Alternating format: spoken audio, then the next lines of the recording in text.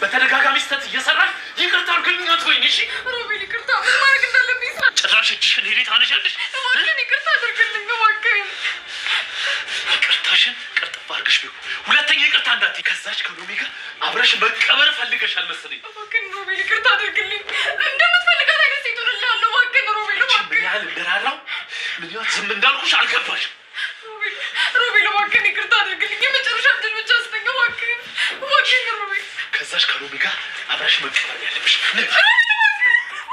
ሉሲ ሮቤልን የመግደል ሙከራ አደረገችበት። ነገር ግን ሉሲ አሁንም በድጋሚ ሌላ ስህተት ተሳሳተች። እናም አልተሳካላትም። ሮቤልም እጅግ በጣም ተናዶ አንቺ ከዳተኛ ልትከጂኝ ነበር አይደል ሲልም በገመድ ጥፍንቅ አድርገው አሰራት። ሉሲ ከዛም የበለጠ ስቃይ ውስጥ ገባች።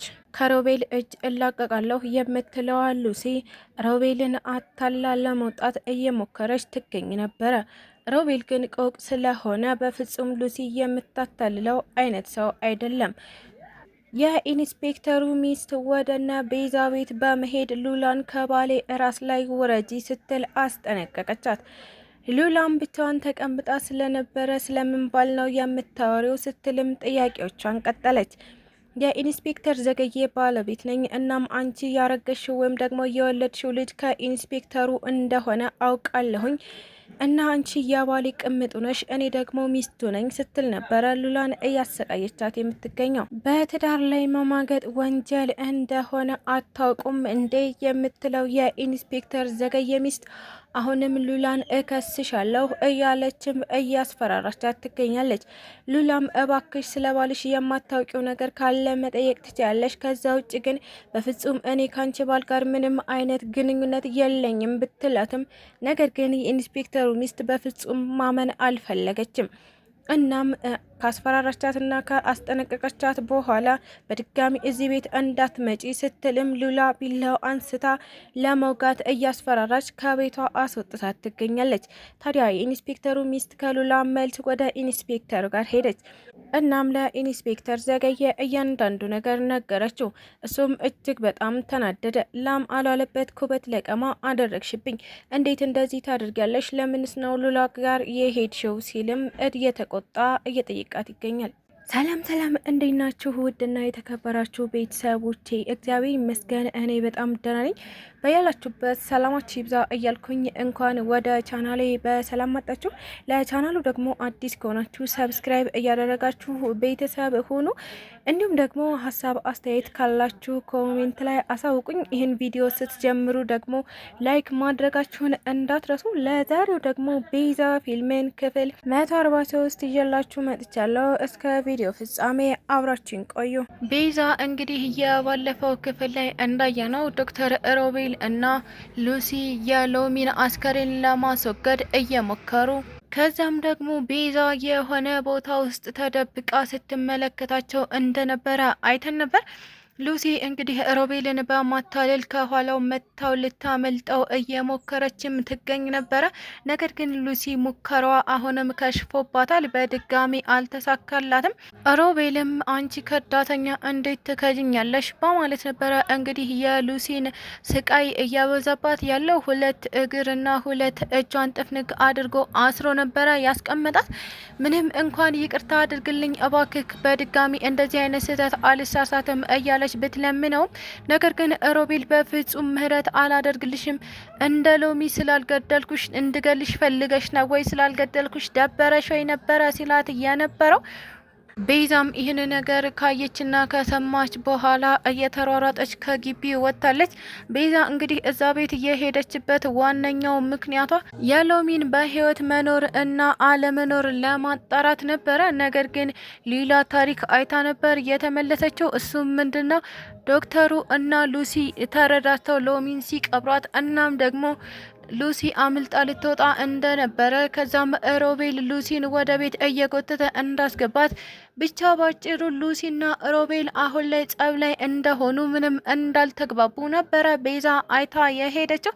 ስትመለስም ሳሚንና ሱራፌልን አግኝታቸዋለች። እናም ወደ ቤታቸው ተያይዘው ተመልሰዋል።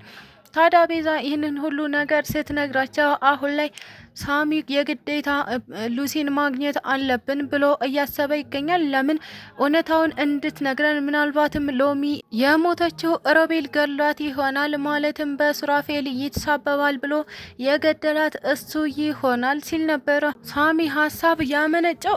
ሱራፌልም አይ በፍጹም እኔ ነኝ የገደልኳት፣ ሎሚን እኔ ነኝ የገደልኳት፣ እኔ ነፍሰ ገዳይ ነኝ እያለም ጩኸቱን ቀጥሏል። ታዲያ በዚህ መካከል እንግዲህ የሎሚ ገዳይ ሮቤል እንደሆነ ያላወቁት ሳሚ እንዲሁም ቤዛ እና ሱራፌል አሁንም ጭንቀታቸው እንደቀጠለ ይገኙ ነበረ። በሌላ በኩል ደግሞ ሉላ ለምን ጥላችሁኝ ሄዳችሁ? ቆይ አራስ መሆኔን እረስታችሁት ነው እንዴ? ለምንድን ነው ብቻዬን ጥላችሁኝ የሄዳችሁት? ስትልም ጠይቃቸዋለች። እነሱም እባክሽ ሉላ ይቅርታ አድርግልን፣ በራሳችን ችግር ተጠምደን አንቺን ተውንሽ አይደል ሲሉ ነበር ይቅርታ የጠየቋት። እሷም ሌላ ታሪክ እንደተፈጠረ ነገረቻቸው። እሱም ምንድን ነው የኢንስፔክተር ዘገየ ሚስት ቤት መታ እንደነበረ፣ እናም አንዳንድ ነገሮችን ጠይቃት አሽቆጥቁጣና አስፈራርታትም ሄደች ነገረቻቸው። ታዲያ ቤዛ ቀና በማለት ይኸውልሽ ሉላ እኔ ከበፊቱም ነግሬሽ ነበረ ከኢንስፔክተሩ ጋር ያለሽን ግንኙነት ቀንሽ ብዬሽ ነበረ ስትል እህቷን ገታ አድርጋ ተናገረቻት። ሉላም ቆይ ቤዛ ምን አድርጊ ነው የምትኝ? ምን አደረግኩኝ? እኔ ከኢንስፔክተሩ ጋር ምንም አይነት ግንኙነት እንደሌለኝ ሁላችሁም ታውቃላችሁ። ሚስቱ ምናልባትም የተጠራጠረችውን ነገር ነው የተናገረችው እያለችም ቤተሰቦቿን ለማሳመን ሞክራለች። ነገር ግን ሳሚም ሆነ እንዲሁም ደግሞ ቤዛ ምንም አይነት ነገር ሊያምኗት አልቻሉም። በዛም ሉላ እጅግ በጣም ተናዳ ከአጠገባቸው ዞር በማለት ልጄ አለቀሰ ስትልም ጥላቸው ሄዳ ትገኛለች። ሉሲ የግዴታ ከሮቤል ጋር ለማምለጥ አንዳንድ እቅዶችን ማቀድ ነበረባት። እሱም ምንድነው ስልክ ይዛ ወደ ሽንት ቤት በመግባት ቅንጅርት ጋር ደውዬ ያግዘኛል ብላ በማሰብ ነበር የሮቤልን ስልክ ይዛ ሽንት ቤት እየገባችው። ታዲያ ወደ ቅንጅርቲ ስትደውል ስልኩን ስለሚያውቀው ማለትም የሮቤል ስልክ ስለሆነ ቅንጅርቲ ደግሞ ስልክ አላነሳ ብሏታል። በዚህም ሰዓት ሉሲ እጅግ በጣም ተናደደች። ቆይ ምን አይነት አማራጭ ልውሰድ? ማንጋ ልደውል እያለችም እየተወዛገበች ትገኛለች።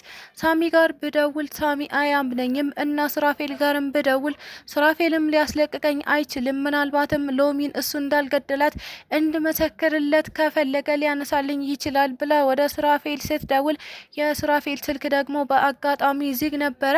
በዚህም መካከል ሉሲ እጅግ በጣም ግራ ተጋባች፣ እናም ተጨነቀች።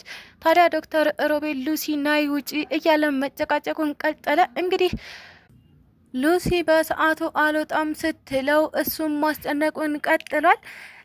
ምናልባትም ሽንት ቤቱን ሰብሮ ይገባ ይሆን ወይስ ደግሞ ተወጫለሽ አትወጭም እያለ እዛው ቁጭ ብሎ ይጠብቃት ይሆን? እሱን በቀጣይ ቪዲዮ የምናየው ይሆናል። ስለተከታተላችሁኝ እጅግ አድርጌ አመሰግናለሁ። ለቻናሌ ደግሞ አዲስ ከሆናችሁ ላይክ፣ ሼር፣ ሰብስክራይብ እያደረጋችሁ ቤተሰብ ሆኑ። እንዲሁም ደግሞ ሀሳብ አስተያየትም ካላችሁ ኮሜንት ላይ አሳውቁኝ። ኢትዮጵያ ለዘላለም ትኑር እያልኩ ሰናበታችኋለሁ።